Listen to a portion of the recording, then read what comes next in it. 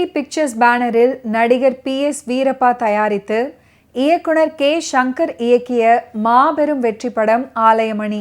நடிகர் திலகம் சிவாஜி கணேசன் அவர்கள், சரோஜா தேவி அவர்கள், SS Rajendran, CR Vijayakumari, Nagaiah, MR Radha, TR Ramachandran, Pushpalatha, PS Veerappa, MV Rajamma, VS Raghavan, CR Parthiban, K Natarajan, இளம் தியாகுவாக மாஸ்டர் ஸ்ரீதர், இளம் பாபுவாக மாஸ்டர் மோகன் அப்படின்னு பலரும் நடிச்சிருந்தாங்க. சிவாஜி அவர்களுடைய நெருங்கிய நண்பர் K சங்கர். அவர் நடிப்பில் 7 படங்களை இயக்கியிருக்கும் அவர் MGR நடிப்பில் 8 படங்களை இயக்கியிருக்கிறாரு. இதில் MGRின் சொந்த படமான அடிமை பெண்ணும் ஒன்று. ஆலயமணி படத்தை ஆரம்பித்ததுக்கு அப்புறம் இயக்குனர் சங்கரை அழைத்த MGR அவர்கள் பணத்தோட்டம் படத்தை இயக்க சொன்னார். நான் ஆலயமணி படத்தை ஆரம்பித்து விட்டேனே அப்படின்னு சங்கர் சொன்னதுமே இதையும் நீங்கள் தான் இயக்க வேண்டும் அப்படின்னு அன்பு கட்டளையிட்டிருக்கிறாரு MGR அவர்கள். அதை மறுக்க முடியாமல் சரி அப்படின்னு சொல்லியிருக்கிறாரு. சிவாஜி அவர்களுடைய ஆலயமணியை காலை முதல் மதியம் வரை இயக்கும் சங்கர் அதுக்கப்புறம் இரவு வரை MGRுடைய பணத்தோட்டம் படத்தை இயக்குவார். ரெண்டுலையுமே சரோஜா தேவி அவர்கள் தான் நாயகி அப்படின்றதால வசதியாக இருந்தது. ஆலயமணி படப்பிடிப்பு வாகினி ஸ்டூடியோவில் நடந்தது. பணத்தோட்டம் சத்யா ஸ்டூடியோவில் நடந்தது.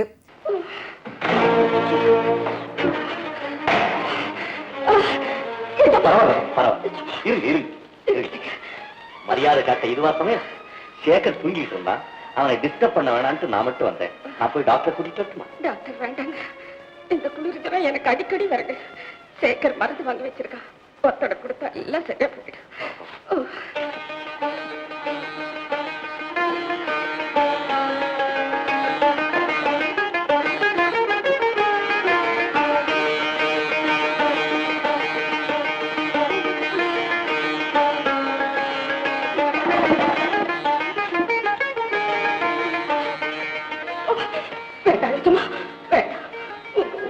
வாழ்ந்த குதிரைக்கார பொஞ்சாதி காலை நீங்க தொடக்கூடாது. அம்மா, ஒரு உத்தம தாயின் பாதத்தை விட உயர்ந்தவனா முதலாளி? இல்லை அம்மா, இல்லை. உங்களுக்கு ஏன் இந்த கஷ்டம் இல்ல? கஷ்டம் இல்லை அம்மா. தேய தேய சந்தனத்திற்கு மனம், இறக்க இறக்க கிணறு ஊறும், கொடுக்க கொடுக்க பணம் பெருகும். தன்னை மறந்து பிறருக்கு உதவி செய்யும் போதுதான் மனிதனும் உயர்கிறான், இல்லையாம்மா? ஏஜம்மா, நான் எது சொன்னாலும் நீங்க அழகா பதில் சொல்றீங்க. என்ன சொல்றதுன்னு எனக்கு ஒண்ணும் புரியல. நீங்க ஒண்ணும் சொல்ல வேண்டாம். என்ன ஒரு முறை மகனேன்னு கூப்பிட்டுட்டு பேசாம தூங்க.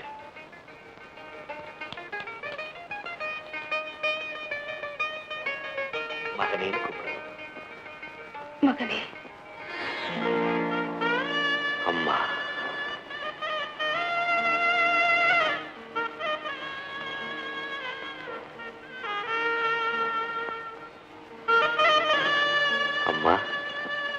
என்ன ஏஜமா? இன்னொரு தடவை என்ன மகனேன்னு கூப்பிடுங்க. மகனே.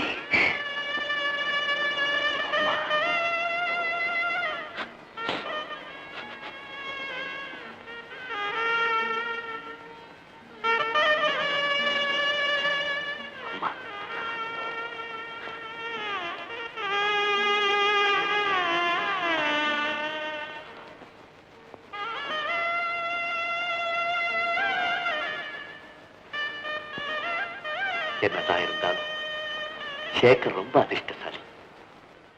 அந்த காலகட்டத்திலேயே மனோதத்துவ ரீதியிலான கதையை கொண்ட படம் இது. பணக்கார சிவாஜி அவர்களும் ஏழை SSRம் நண்பர்கள். இருவரும் சரோஜா தேவியை விரும்புவார்கள். சரோஜா தேவி அவர்கள் SSRஐ விரும்புவாங்க. ஒரு கட்டத்தில் சிவாஜி அவர்களை திருமணம் செய்து கொள்றாங்க சரோஜா தேவி.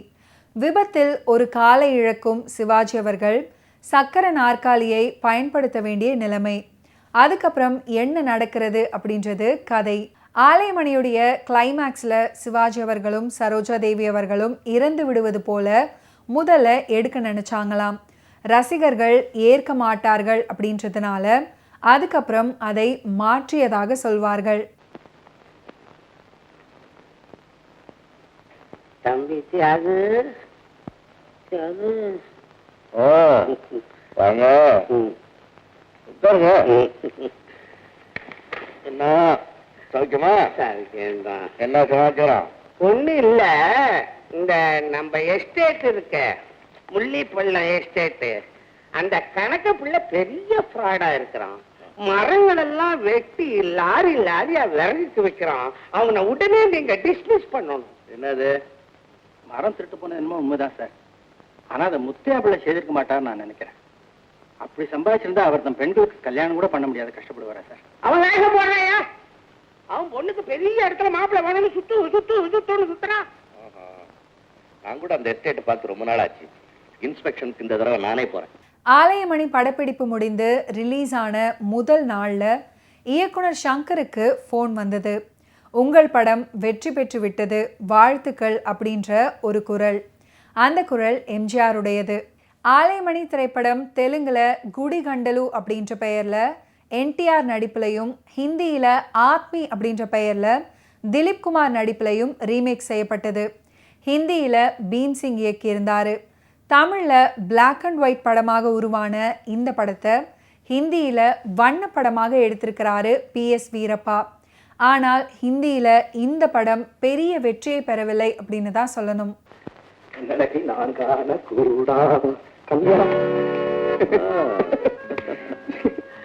உடம்பு குணமாயிடுச்சு, அதோட வானம்பாடி ஞாபகமும் வந்துருச்சு. அதனாலதான் பாட்டு கேட்டு ஆட்டம் ஓட்டம். இதெல்லாம் உனக்கு புரியாது. ஒரு அழகான பெண்ணின் முகத்துக்கு அடிமையாக இருக்கிற வேதனையும் விளைவும் பெண் முகத்தையே பார்க்காத உனக்கு எப்படிப்பா புரியும்? நேற்று வரைக்கும் அப்படிதான் இருந்தேன். ஆனா இன்னைக்கு ஆரம்பிச்சா கரெக்ட், ஆரம்பிச்சுதான் ஆகணும். சேகர், நம்ம எஸ்டேட்ல மீனான்னு ஒரு பெண்ணை பார்த்தேன்.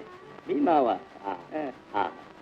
என்ன துணிச்சல், என்ன அலட்சியம், என்ன அவளை விட ஒரு அழகான பெண் இந்த உலகத்திலேயே கிடையாதுங்கிறது என்னுடைய தப்பு தப்பு. என் வானம்பாடி ஒருத்தி இருக்காளே. உன்னுடைய வானம்பாடி ஆர்டினரி கேர்ள்டா.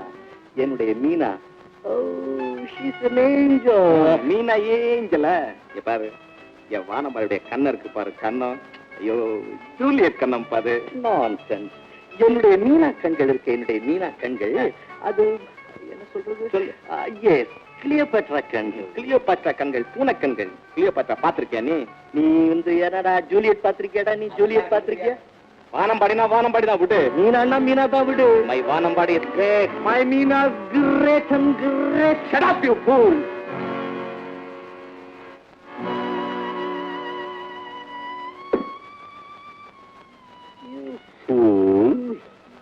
என்னடா சின்ன விஷயத்துக்கு கோச்சுக்கின நீ?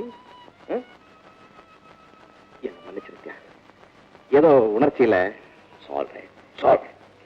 தியாகு, நீ விரும்பின அதே மீனாவை உனக்கு கல்யாணம் பண்ணி வச்சு இந்த வீட்டுல விளக்கேற்றி வைக்க வேண்டிய பொறுப்பு என்ன?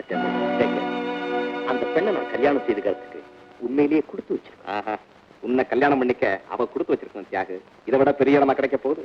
யார் அந்த மீனா? வேற யாரும் இல்ல, நம்ம கணக்கு பிள்ளை முத்தையா பிள்ளையுடைய டாக்டர் தான். அப்புறம் என்ன? நான் சொல்ற பாயிண்ட் வேற. எவ்வளவுதான் பணம் இருந்தாலும் மனசை விலைக்கு வாங்க முடியுமா? அந்த பெண்ணு சம்மதிச்சாதானே இந்த கல்யாணம். அந்த பொண்ணை சம்மதிக்க வைக்க வேண்டியது என்னுடைய வேலை. எக்ஸ்கியூஸ் மீ, உங்களை பார்க்க மிஸ்டர் முத்தியாபிள்ள வந்து. சேகர், இப்ப நான் சொன்ன பார், அதே முத்தையா பிள்ளை தான் வந்திருக்கார். அவர் தான் வந்திருக்காரா? அப்ப என்கிட்ட விட்டுரு, நான் முடிச்சிடறேன் பார். பிறப்பிலேயே பணக்காரராக பிறந்த சிவாஜி கணேசன் அவர்கள் எதிலையும் வெற்றி பெற வேண்டும் அப்படின்ற எண்ணம் கொண்டவர். நல்ல மனிதராக இருந்தாலும் உறவினர்கள் இல்லாத தனி மரமாக வாழ்ந்து வருவார். சிவாஜி கணேசன் அவர்களுடைய தந்தை ஒரு ஏழை. தற்கொலை செய்து கொள்ள செல்லும் பொழுது ஒரு ஆலயமணி அடிக்கின்றது. அதனால் மனம் மாறி கடுமையாக உழைத்து மிக பெரிய பணக்காரராக உருவெடுப்பார். மிகப்பெரிய செல்வந்தராக சிவாஜி கணேசனை வளர்க்கும் பொழுதே இறந்து விடுவார். அதுக்கப்புறம் தனியாக வளரும் சிவாஜி அவர்கள் ஒரு முறை டென்னிஸ் விளையாடும் போது SS ராஜேந்திரனை மீட் பண்ணுறாரு. 2 பேரும் விளையாடும் போது சிவாஜி கணேசன் அவர்களுக்காக தன்னுடைய வெற்றியை ராஜேந்திரன் அவர்கள் விட்டு கொடுக்கிறாரு. அதிலிருந்து 2 பேருக்குமே நட்பு உருவாகின்றது.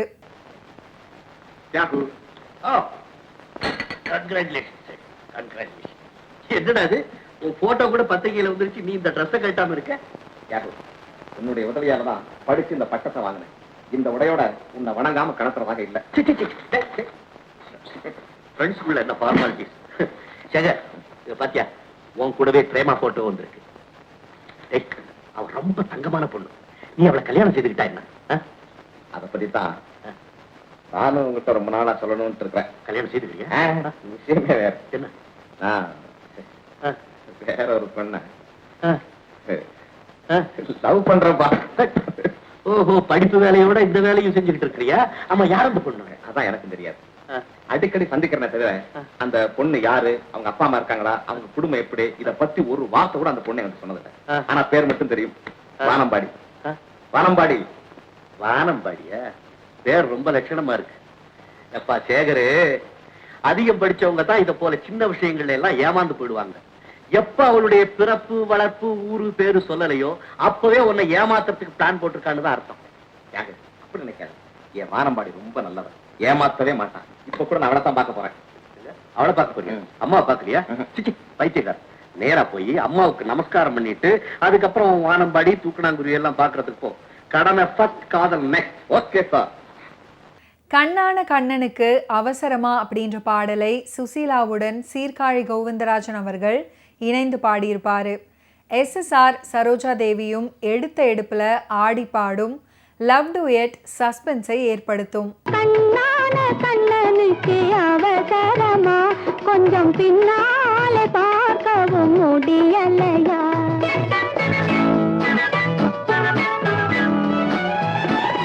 பொன்னான கண்மணிக்கு புரியாதா, கொஞ்சம் முன்னாலே வந்தாலே தெரியாதா? பொன்னான கண்மணிக்கு புரியாதா, கொஞ்சம் முன்னாலே வந்தாலே தெரியாதா? கண்ணழகை நான் காணக்கூடாதா, கண்ணழகை நான் காணக்கூடாதா? கல்யாண தேரோட கூடாதா? பொன்னான கண்மணிக்கு புரியாதா, கொஞ்சம் முன்னாலே வந்தாலே தெரியாதா?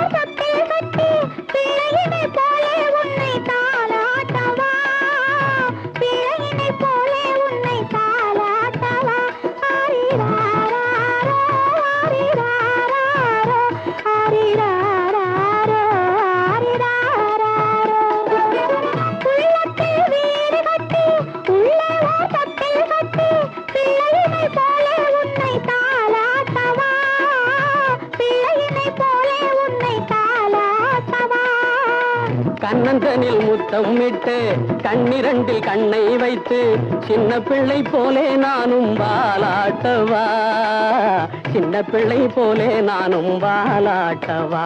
ஓ கண்ணான கண்ணனுக்கு அவசரமா, கொஞ்சம் பின்னாலே பார்க்கவும் முடியலையா? பொன்னான கண்மணிக்கு புரியாதா, கொஞ்சம் முன்னாலே வந்தாலே தெரியாதா?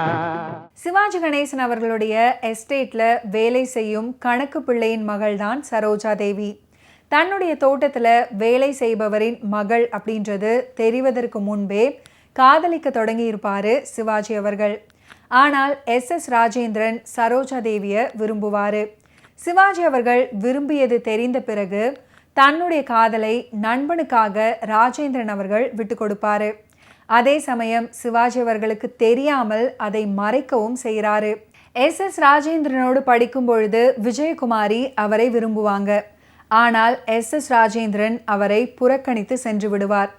அனைவரும் சிவாஜி கணேசன் அவர்களுடைய வீட்டில் தங்கி இருக்கின்றார்கள்.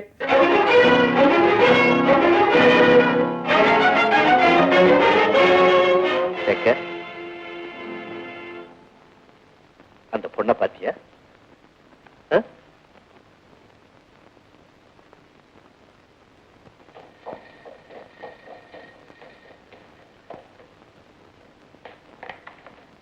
என்ன சேகர், பெண் எப்படி? ஏன் ஒரு மாதிரி இருக்க? அந்த பொண்ணு அழகா இல்லையா? ஆமா, அழகாத்தான் இருக்கா. என்ன ஏன்டா உம்முன்னு இருக்க? அந்த பொண்ணு உனக்கு பிடிக்கலையா என்ன?